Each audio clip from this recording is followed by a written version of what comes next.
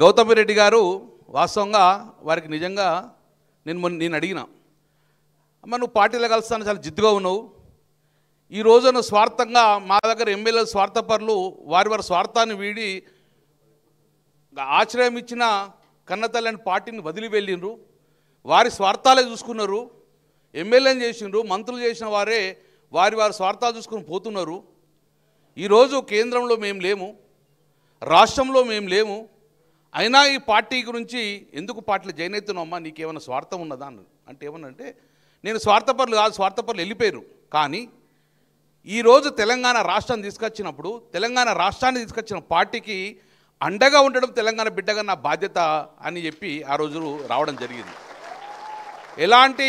ఎలాంటి ఆపేక్షతో రాజకీయ లబ్ధి కోసం నేను వస్తలేను, కానీ నాలాంటి వాళ్ళు తెలంగాణ బిడ్డలను కూడా తెలంగాణకు సపోర్ట్ చేయకపోతే కేసీఆర్ గారు తెలంగాణ తెచ్చినందుకు కేసీఆర్ గారికి మనం అన్యాయం చేసినాక భావిస్తాం కాబట్టి, కేసీఆర్ గారు మన కోసం తెలంగాణ తీసుకొచ్చింది కాబట్టి కేసీఆర్ గారికి నా వంతు కర్తవ్యాన్ని కృషి చేస్తా అని చెప్పేసి వారు వచ్చినందుకు గౌతమ్ రెడ్డి వారి కుటుంబానికి మనస్ఫూర్తిగా వారికి అభినందనలు తెలుస్తున్నాను.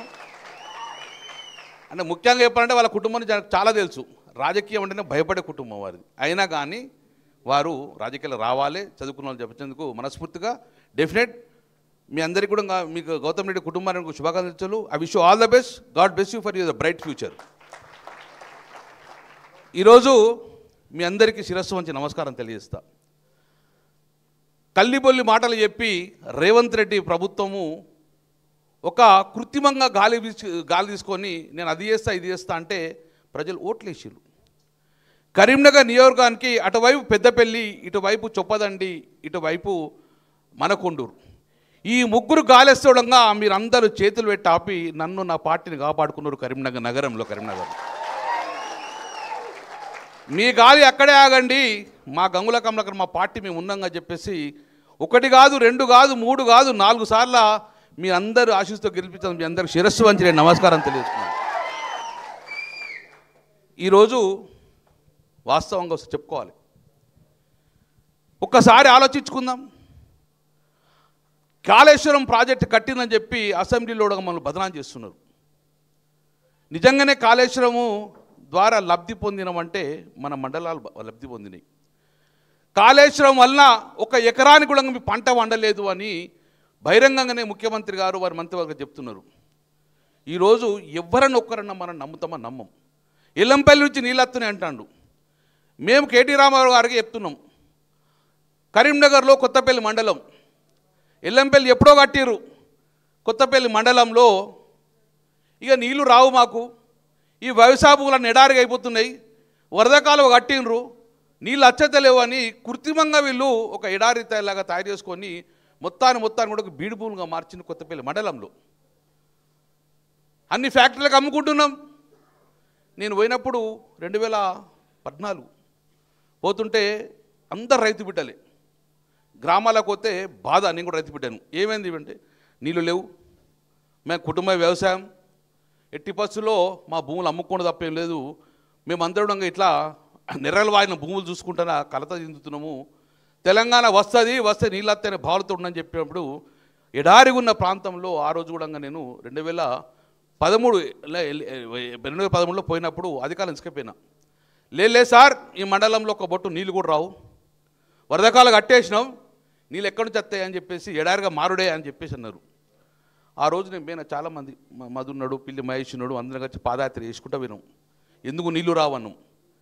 నీళ్లు రావు అని చెప్తే నా ఎండ దగ్గర ఒక 100 మంది రైతులు, ఆ పెద్ద మన బద్దిపల్లి, తర్వాత బావుపేటోళ్ళు ఉండగా పెద్ద ఇంకన్నా అందరం నడుచుకుంటూ విన్నాం. ప్రపోజల్ తయారు చేసినాం, పెద్ద సార్ దగ్గరికి పోయినాం, కేసీఆర్ సార్ దగ్గరికి. సార్ మాకు ఇక్కడ ఒక పాయింట్ దొరికింది, నడుచుకుంటూ పోయేది ఒక పాయింట్ దొరికింది, గత 10 సంవత్సరాల నుంచి నీళ్ళు లేక ఎండిపోయిన ఒక పాయింట్ దొరికిందని ఎర్రటి ఎండలు మేము అందరూ నడుచుకుంటూ పోయినాం, మొత్తం ఎర్రటి ఎండలు నడుచుకుంటూ పోయినాం. ఆ పాయింట్ దొరికింది, అక్కడ నుంచి నడుచుకుంటూ వచ్చి సార్ దగ్గరికి పోతే అప్పుడు హరీష్ రావు గారు చెప్పేసి ఆ రోజు తూము శాంక్షన్ చేసినాం. కాళేశ్వరం ప్రాజెక్టు కట్టకముందు ఒక బొట్టు రాదు, కాళేశ్వరం ప్రాజెక్టు కట్టగానే అదే కేసీఆర్ ఓపెన్ చేసినప్పుడు ఆ నీళ్లు చక్కగా వచ్చి సుందిళ్ళలో పడ్డాయి. సుందిళ్ళ నుంచి డైరెక్టు మేడారం, ఎల్లంపల్లి పడ్డాయి, ఎల్లంపల్లి నుంచి మేడారంకి వచ్చేసినాం, మేడారం నుంచి డైరెక్టు వరదకాలు చచ్చి మొదటి తూములకెళ్ళి నీళ్ళు ఏంటంటే మన ఆచంపల్లి తూములకెళ్ళి మన నాగులమల్ల తూముల మొదటి నీళ్ళు పడ్డాయి. ఆ రోజు నీళ్ళు వచ్చినప్పుడు రాత్రి చూస్తే కేసీఆర్ గారు కటౌట్లు ముంచి నన్ను కూడా ముంచినాను అంటే అంత ఆనందోత్సవాలతో ఉన్నాక కేటీ రామారావు ఇప్పుడు రామన్న మీరు చెప్తున్నా ఈరోజు బీడు భూములన్నీ కూడా మొత్తాన్ని కూడా పంట పడి భూమికి బరువంత పంట పండింది కొత్తపల్లి మండలంలో ఒక ఇంచు కూడా జాగ లేకుండా అద్భుతంగా పండుకున్నాం. అది కేసీఆర్ గారి కాళేశ్వర జలాలతోటి ఈరోజు అద్భుతంగా నింపుకున్నాం. అవునా కాదు ఒక్కసారి చెప్పుని. ఇది ఆ రోజు అప్పుడు అనిపించింది కేసీఆర్ గారి హయాంలో ఒక ఎకరం భూమి ఉంటే ధనవంతుడు, కాంగ్రెస్ హయాంలో ఒక యూరియా బస్సు ఉంటే ధనవంతుడు అయిపోయింది. ఇప్పుడు ఒక యూరియా బస్సు ఉంటే ధనవంతుడు అయిపోయింది. కేసీఆర్ దగ్గర ఒక ఎకరం ఉంటే పంట పండించి కోటీశ్వరుడు అయిపోయి ధనవంతుడు. ఈరోజు చెప్పులు పెట్టుకొని యూరియా బస్సు అయితే కోటీశ్వరుడు ధనవంతుడు పరిస్థితులు ఈరోజు తీసుకొచ్చారు. నేను అదే అంటున్నా. 2014 మందన చూసినాం మనం, 2014 కన్నా ముందు చూసినాం పరిస్థితి పోలేదా? ఎండిపోయిన నారు, కాలిపోయిన మోటార్లు. ఈరోజు నీళ్లు లేక నేను పోత కూడా కుండలు బయటకెచ్చి బిందెలు బయటకెచ్చి నీళ్ళ కోసం ఆడే పరిస్థితి. 40-50 సంవత్సరాలు గోస చూసినాం. మరి కేసీఆర్ రాగానే స్విచ్ ఆన్ చేసినట్టే నీళ్ళు వచ్చాయి, కరెంట్ వచ్చాయి, రైతు బంధు వచ్చాయి, భూమికి బరువంత పంట వండే. నేను ఎప్పుడన్నా ఏ ఎమ్మెల్యే ఊరికోతే కూడా ఏమే ఎమ్మెల్యే సాబ్ గా రోడ్ వేయవా అంటారు, ఎమ్మెల్యే సాబ్ ఈ బిల్డింగ్ కట్టవా అంటాడు. కానీ కరీంనగర్ మండలంలో కొత్తపల్లి మండలంలో ఏ ఊరికైనా ఈ రోడ్డు కావాలని అనకుండా చేసిన ఘనత ఈరోజు కేసీఆర్ ప్రభుత్వం, కేటీఆర్ ప్రభుత్వం. ఎన్ని రోడ్లు, ఎన్ని బ్రిడ్జులు, ఎన్ని కెనాళ్ళు, ఎన్ని చెక్ డ్యాములు కట్టడం వలన కొత్తపల్లి మండలే కానీ కరీంనగర్ మండలంలో ఎక్కడన్నా ఇంచు భూమి బీడుగున్నదా? ఇప్పుడు ఇంచు భూమి అని బీడుగున్నదా? ఉన్నోళ్ళు చేరి ఒక్క ఇంచు భూమి అని బీడున్నదా? లేదు. అద్భుతంగా కాళేశ్వరం పంట మనకు పండింది అంటా ఉంటారు కావచ్చు, రాజకీయ ప్రేలాపతో మాట్లాడతారు, రాజకీయంతో మాట్లాడతారు. కానీ గుండె మీద చేసుకుంటే నేను నాలాంటి రైతు చెప్తాడు, కాళేశ్వరం నీళ్ళు లేకపోతే ఇది మరో రాజస్థాన్ ఎడారిగా మారుతుండే, కేసీఆర్ లేకపోతే తెలంగాణ రాకపోతే మళ్ళీ ఈ భూములను అమ్ముకునే పరిస్థితి వచ్చి, అందుకే కేసీఆర్ రావడం వల్ల తెలంగాణ తేవడం వల్ల ఈరోజు భూమికి బరువు పంట పడ్డది. అటు కాళేశ్వరం నీళ్ళతోటి కానీ దీంతో కానీ మానేడ్ డ్యాము మిడ్డిమారు ఇవన్నీ నిండి కూడా అటు తాగునీరుకు సాగునీరు లేకుండా చేసిన ఘనత ఈరోజు కేసీఆర్ గారి ప్రభుత్వం, తెలంగాణ రాష్ట్ర ప్రభుత్వం. అందుకే అంటున్నాను, రాజకీయ నాయకులు వస్తూ పోతారు, కానీ కేసీఆర్ లాంటి నాయకునికి అండగా ఉండవన్న బాధ్యత తెలంగాణ ప్రజల మీద ఉన్నది. తన సర్వం త్యాగం చేసి కేసీఆర్ గారు తెలంగాణ ఇస్తే కేసీఆర్ కోసం మనమేమి ఇచ్చినామండి? ఆపదలు ఉన్నప్పుడు, కష్టకాలం ఉన్నప్పుడు కేసీఆర్ గారు ఉండడమే మన మానవ జన్మిగా ఉంటున్నాం. కూడా కేసీఆర్ అండగా ఉండవలసిన బాధ్యత మన మీద ఉన్నది. కాబట్టి గౌతమ్ రెడ్డి లాంటి వాళ్ళు కూడా చాలామంది వచ్చి మేము సైతం మీ పార్టీకి సపోర్ట్గా ఉంటున్నాను. కరీంనగర్ రోడ్లు, కేటీ రామారావు గారు లేకపోతే కరీంనగర్ రోడ్లు ఒక కిలో నూనె వస్తే కూడా కిలో నూనె ఎత్తుకునే పరిస్థితి వచ్చింది. అంత అద్భుతంగా రోడ్డు తయారు చేసినాం.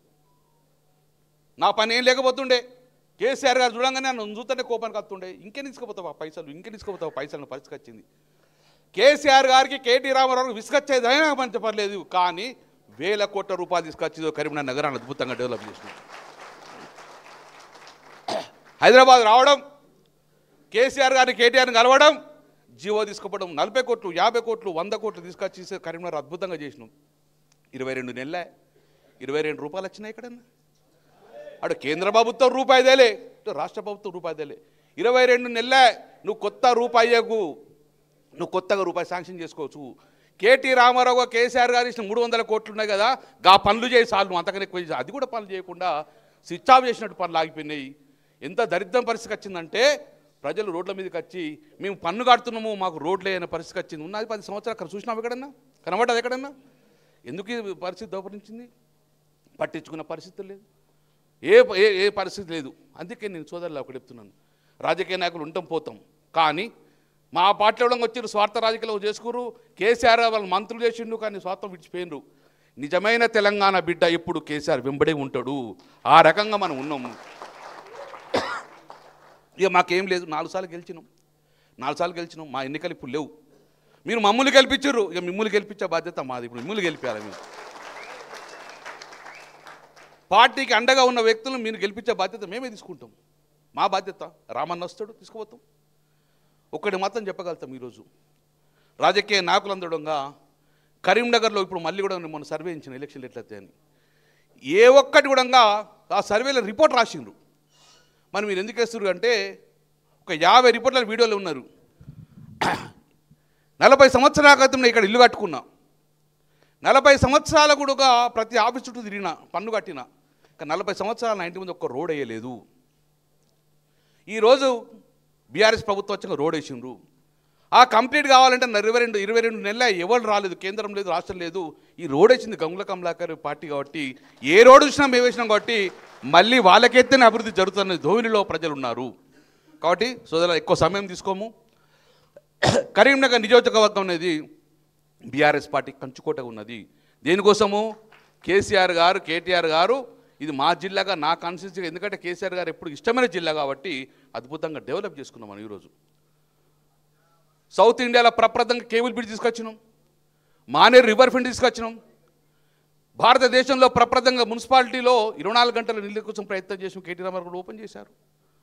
రోజు నీళ్ళు ఇచ్చినాం, 24 గంటలు నీళ్ళు ఇద్దాం అనుకున్నాం.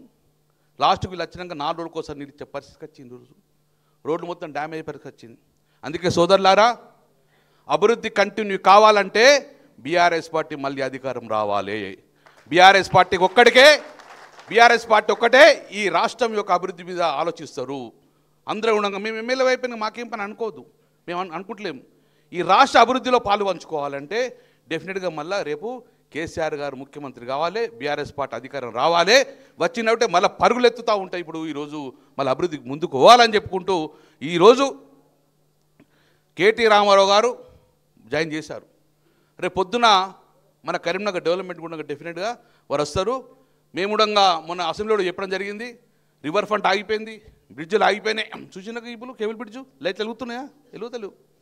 ఆ పరిస్థితి ఉన్నది కాబట్టి మనం వేచి చూద్దాం.